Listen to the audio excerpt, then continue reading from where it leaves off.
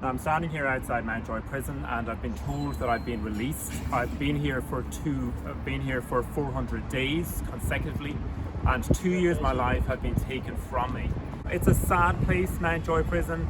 A lot of very genuine people who have been let down, I would say, by the state, by the government, and in some cases by the courts. A sad place. And when we have our courts in the state they are, that's not really a surprise. I was in the High Court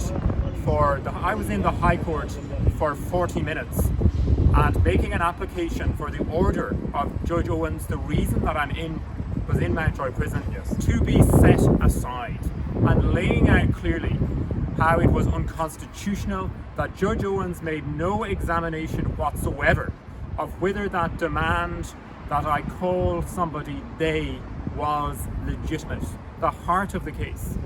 And in that hearing there was obfuscation by Judge Sanfey. He came out and he said it was about something that it wasn't. He said that what was before Owens was about procedure, when it was clearly stated that the issue before the board of the school was whether I would obey the direction of the principal.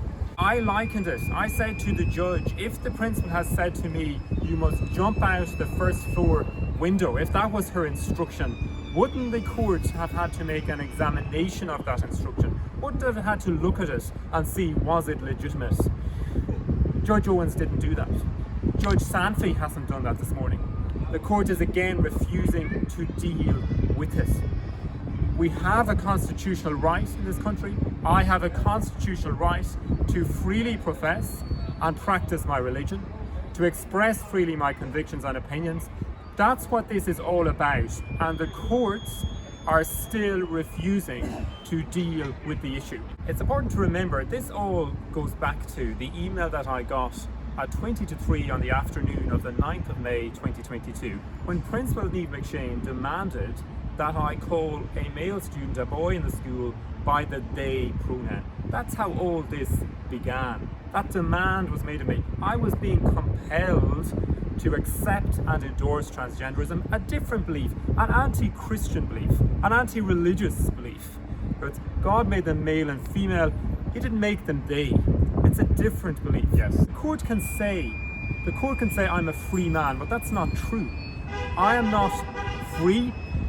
The court has refused. It's refusing to deal with the issue. It's refusing to rule on it. It's refusing to reinstate me, to give me my rights, to acknowledge that my constitutional rights were taken away wrongfully and that should never have happened.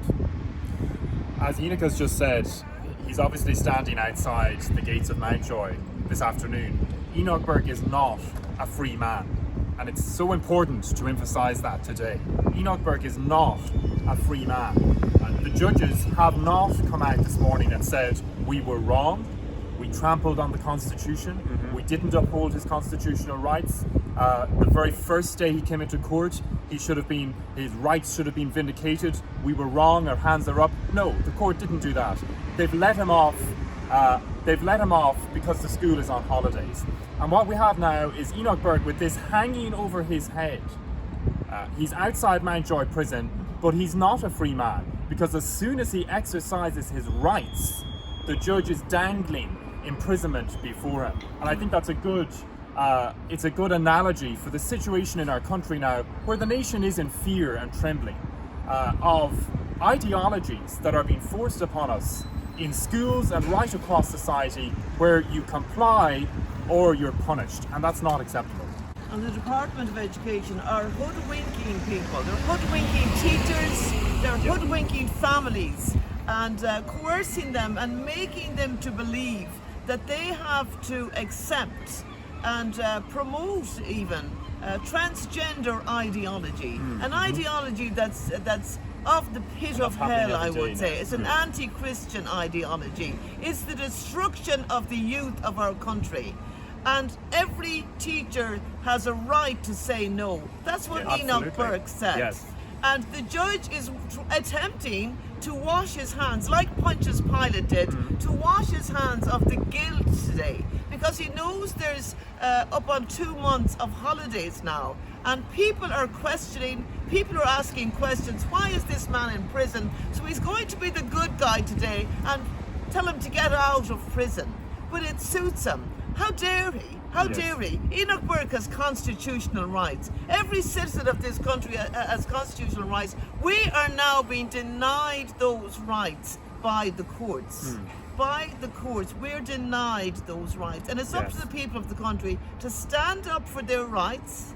We have religious rights. We have rights, but they need to be stood up for. It's time the people got out and wrote their letters and get out on the streets and knock on the doors of the politicians who are silent in Dáil Éireann, while Norma Foley and the Department of Education forces this down the necks of every man, woman and child, parent and teacher. And I would say to every teacher in this country, every teacher has a right to refuse to accept and endorse transgenderism, and a responsibility not to have something compelled and coerced upon them. Every teacher has that right. Every citizen in this country has a right to say, no, I will not be compelled to endorse something that is not my belief. I have that right.